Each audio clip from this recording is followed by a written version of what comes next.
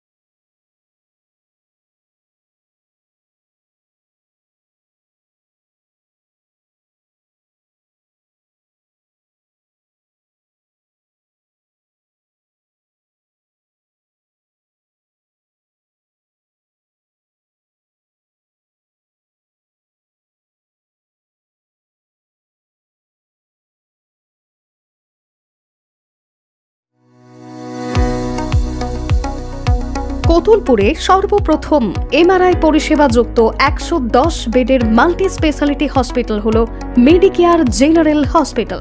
স্বাস্থ্যসাথী মান্যতাপ্রাপ্ত এই হসপিটালে রয়েছে AC, non AC cabin, modern OT, ICCU, NICU, micro surgery, dialysis বিভাগ, ব্রেন ও spine surgery, cancer surgery, lift সহ নানান পরিষেবা।